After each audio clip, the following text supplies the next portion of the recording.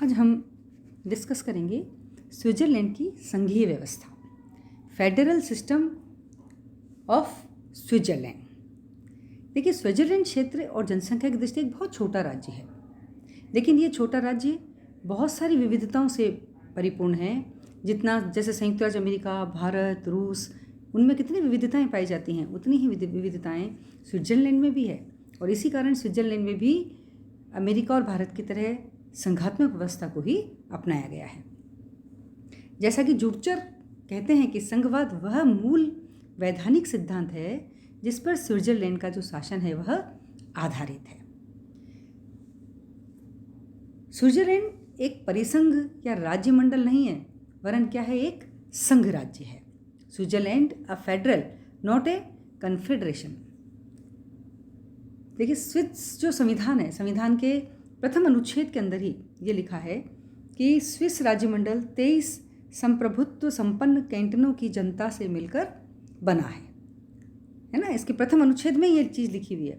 संविधान की इस भाषा के आधार पर कुछ लोगों का क्या मत है कि स्विट्ज़रलैंड एक राज्यमंडल है, संघ राज्य नहीं है। और वह क्या कहते हैं कि संविधान में कैंटनों का संप्रभुता संपन्न कहा गया है और संप्रभु इकाइयाँ एक राज्यमंडल को ही जन्म दे सकती हैं, संघ राज्य को नहीं। उनका दूसरा तर्क यह है कि 1848 की जिस व्यवस्था के आधार पर इसका संगठन हुआ है वह एक संधि मात्र है, संविधान नहीं। और संधि एक राज्यमंडल को ही जन्म देती है, संघ राज्य को जन्म नहीं देती है। यह तर्क है जो इसे राज्यमंडल मानते हैं। किंतु वास्तविकता क्या है कि स्विट्ज़रलैंड एक संघ राज्य है, राज्यमंडल नहीं है।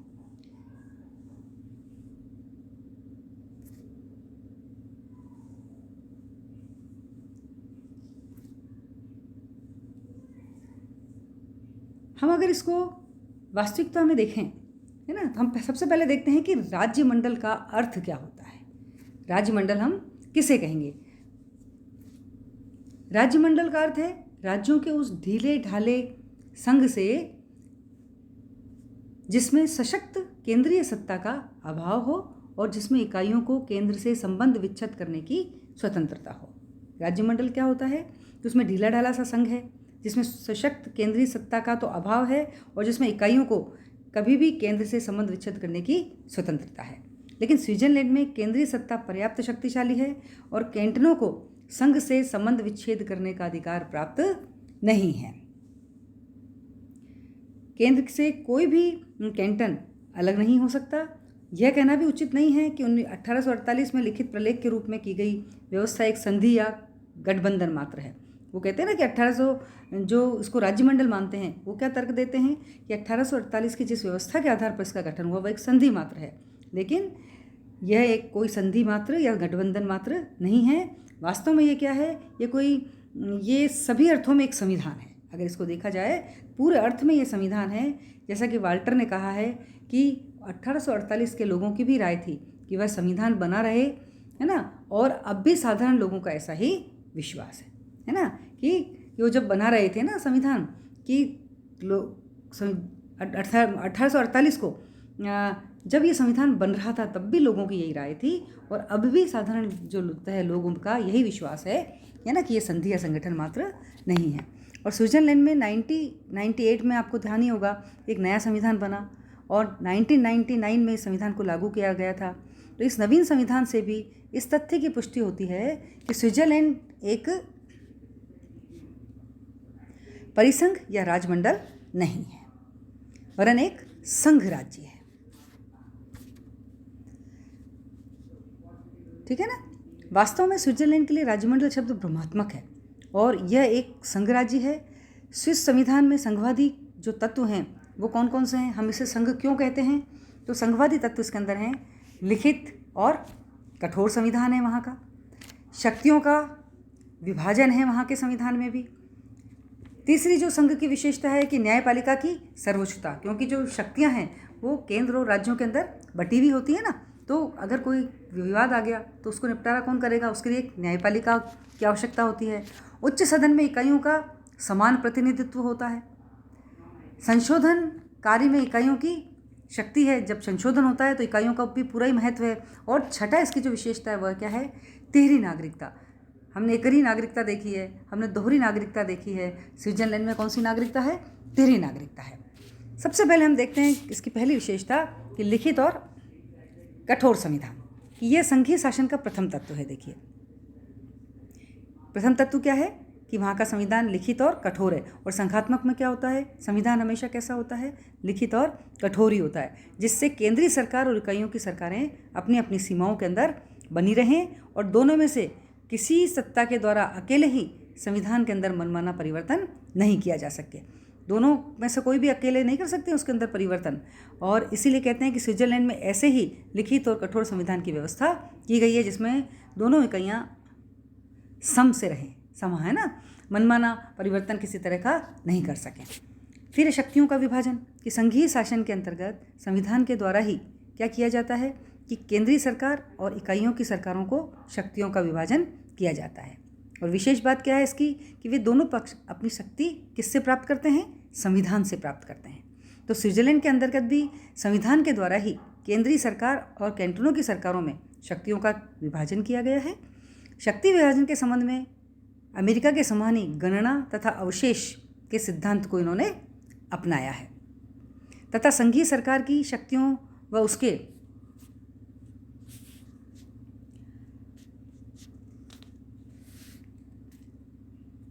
कौन सा सिद्धांत है अमेरिका का? गणना तथा अवशेष का सिद्धांत, जो हमने अमेरिका के संविधान को पढ़ते समय देखा था।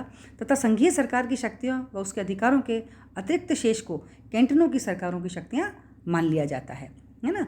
इसमें अतिरिक्त शक्तियाँ किसको दी गई हैं? कैंटन्स को दी गई हैं। जो विषय राष्ट्रीय महत्व के हैं उन्हें केंद्रीय सरकार के कार्यक्षेत्र में, और जो बाकी के विषय हैं उनको कैंटनों की सरकार को के कार्यक्षेत्र के अंदर रखा गया है। तो इस प्रकार इसमें शक्तियों का विभाजन है। विशेष जो राष्ट्रीय महत्व के हैं वो केंद्र के पास रहते हैं विषय, और जो अन्य विषय हैं फिर वो कैंटन्स के पास हैं। न्यायपालिका की सर्वोच्चता की बात, कि संघीय शासन का जो तीसरा तत्व है वह क्या है? न्यायपालिका की सर्वोच्चता। न्यायपालिका की सर्वोच्चता का क्या अर्थ है कि न्यायपालिका संविधान की रक्षा तथा उसकी व्याख्या करने का कार्य करेगी, ठीक है ना। और यदि संघ और इकाइयों की ओर से अपने कार्यों या कानून द्वारा संविधान की अवहेलना की जाती है तो वह संघ तथा इकाइयों के ऐसे कानून को क्या कर सकती है? संविधान के जो विरुद्ध हैं अवैध घोषित कर सकती है। तो संघ व इकाइयों के बीच शासन शक्ति से संबंधित विवादों का निर्णय उसी का काम होता है। किसका? न्यायिक न्यायपालिका का, है ना। नवीन संविधान अनुच्छेद 189 की उपधारा में कहा गया है कि राज्य मंडल और कैंटनों के बीच परस्पर विवाद उत्पन्न होने पर संघीय सर्वोच्च न्यायालय इसका निर्णय करेगा, ठीक है ना। तो न्यायपालिका की सर्वोच्चता के विषय में स्विट्जरलैंड जो है वह संघात्मकता की कसौटी पर संपूर्ण अंशों में पूरा नहीं उतरता है। स्विट्जरलैंड में न्यायपालिका को वह सर्वोच्चता और उस रूप में न्यायिक पुनरावलोकन शक्ति प्राप्त नहीं है जिस रूप में वह अमेरिका की न्यायपालिका को प्राप्त है। तो स्विट्जरलैंड का संघीय न्यायालय कैंटनों की व्यवस्थापिकाओं द्वारा निर्मित कानूनों का तो संवैधानिकता के आधार पर परीक्षण कर सकता है और उन्हें यदि संविधान के विरुद्ध समझे तो अवैध घोषित कर सकता है, लेकिन संघीय व्यवस्थापिका द्वारा निर्मित जो कानून के है उसके संबंध में इस शक्ति का प्रयोग नहीं किया जा सकता। इस प्रकार स्विट्जरलैंड का जो संघीय न्यायालय है वह केंद्रीय शासन को संविधान का अतिक्रमण करने से नहीं रोक पाता है। तो इस दृष्टि से स्विट्जरलैंड का संघ संघात्मकता की कसौटी पर पूरा खरा नहीं उतरता है, क्योंकि इस संबंध में संघ की इकाइयों की तुलना में संघ को अधिक महत्व दिया गया है। नेक्स्ट इसकी एक उच्च सदन में इकाइयों का समान प्रतिनिधित्व। संघात्मकता का एक सहायक तत्व है कि संघीय व्यवस्थापिका के उच्च सदन में संघ की छोटी छोटी सभी इकाइयों को समान प्रतिनिधित्व प्रदान किया जाता है। और स्विट्जरलैंड में संघात्मकता के इस तत्व को अपनाते हुए संघीय संसद, जिसको हम संघीय व्यवस्थापिका भी बोलते हैं, कि द्वितीय सदन सीनेट में सभी इकाइयों को समान प्रतिनिधित्व प्रदान किया गया है। इस संबंध में केवल पूर्ण कैंटन और अर्ध कैंटन में अंतर किया है। पूर्ण कैंटन के द्वारा अपने 2 प्रतिनिधि और अर्ध कैंटन के द्वारा अपना 1 प्रतिनिधि सीनेट के लिए भेजा जाता है ना। तो इस प्रकार आपने देखा उच्च सदन में इकाइयों को भी समान प्रतिनिधित्व है। पूर्ण कैंटन के कितने प्रतिनिधि जाएंगे और अर्ध कैंटन के कितने प्रतिनिधि जाएंगे। इसी तरह से संशोधन कार्य होता है, उसमें 1 भी इकाइयों की शक्ति देखते हैं। यह भी एक संघात्मकता का नियम ही है कि संघीय संविधान की संशोधन प्रक्रिया में इकाइयों को भी क्या किया है? उचित अधिकार दिया गया है। ऐसी व्यवस्था की जाती है कि इकाइयों की अवहेलना करके संविधान में संशोधन नहीं किया जा सके। स्विट्जरलैंड में संघीय व्यवस्था के इस तथ्य को अपनाया गया है कि इकाइयों की अवहेलना न हो। संशोधन प्रस्तावित करने व उसकी पुष्टि में संघ की इकाइयों की जनता का भी पूरा साथ होना चाहिए। संविधान का कोई भी संशोधन तब तक पारित नहीं समझा जा सकता जब तक कि आधे से अधिक कैंटनों द्वारा इसे स्वीकार न किया जाए, है ना। तो संशोधन कार्य में जो इकाइयां हैं उनको भी बराबर की शक्ति दी गई है। फिर इसकी बहुत ही बढ़िया जो विशेषता है वह है तिहरी नागरिकता। हालांकि संघात्मक सरकार की है दोहरी नागरिकता, परंतु इसकी है ऐसा समझा जाता है, देखिए, कि संघीय शासन में प्रत्येक व्यक्ति को दोहरी नागरिकता प्राप्त होनी चाहिए। वो दोहरी नागरिकता क्या होती है?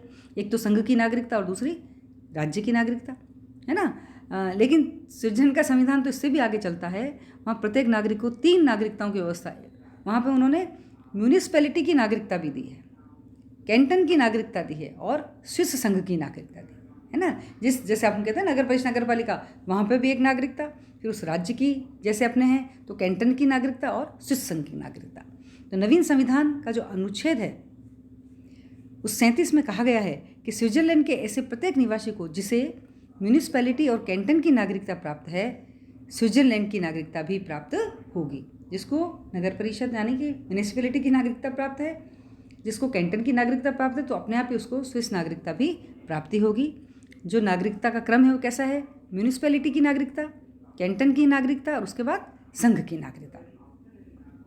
तो हम ये देखते हैं कि इस विवेचन से ये चीज़ें स्पष्ट हो जाती हैं कि संघीय व्यवस्था के अधिकांश लगभग सभी प्रमुख तत्व जो हैं वो स्विट्जरलैंड की शासन व्यवस्था में विद्यमान हैं। संविधान में संघ के स्थान पर राज्यमंडल शब्द का प्रयोग किए जाने से इसकी स्थिति में कोई भी अंतर नहीं पड़ता। भारतीय संविधान में कहीं पर भी फेडरेशन शब्द का प्रयोग नहीं किया गया है। वहाँ भी हमने किसका प्रयोग किया गया है? यूनियन शब्द का प्रयोग किया गया है।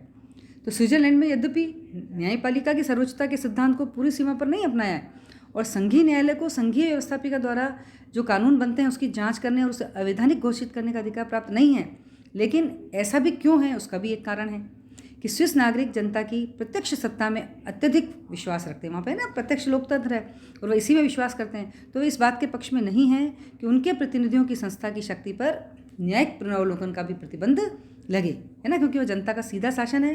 वो बिल्कुल नहीं चाहते कि उनके प्रतिनिधियों को इस प्रकार का कोई प्रतिबंध लगे। तो संघीय न्यायालय के ही एक न्यायाधीश हैंस हुबर, उन्होंने लिखा है कि जनता की दृष्टि से में संवैधानिक कानून का न्यायिक परीक्षण लोकतंत्र के सिद्धांत का उल्लंघन है, इसलिए वो न्यायालय की शक्ति को नहीं बढ़ने देना चाहते। तो इस प्रकार न्यायपालिका के संबंध में किया गया प्रबंध संघात्मकता के प्रति उनकी कम आस्था नहीं है, बल्कि क्या है, लोकप्रिय संप्रभुता के प्रति उनकी अत्यधिक आस्था को दिखाता है। वो किस प्रकार से जनता के प्रति प्रतिबद्ध हैं, है ना, उस चीज़ को दिखाता है। उनकी आस्था कितनी कठोर है, लोकप्रिय संप्रभुता, ये इस चीज़ को दिखाता है। स्विट्जरलैंड की जो संघीय संसद है पर जनता की लोक निर्णय की शक्ति का प्रतिबंध है। तो हम कह सकते हैं कि संघीय व्यवस्था के आदर्श को विभिन्न राज्यों द्वारा अपनी अपनी परिस्थितियों के अनुरूप अपनाया जाता है और भारतीय संविधान के द्वारा भी संघात्मक व्यवस्था को अपनाते हुए एकात्मक शासन के कुछ गुणों को ग्रहण किया गया। स्विस संविधान में संविधान की सर्वोच्चता के सिद्धांत को पूरी सीमा तक न अपनाए जाने के कारण इसे संघीय शासन मानने से हम इनकार नहीं कर सकते। संघीय शासन का मूल, जैसा कि प्रोफेसर वियर कहते हैं,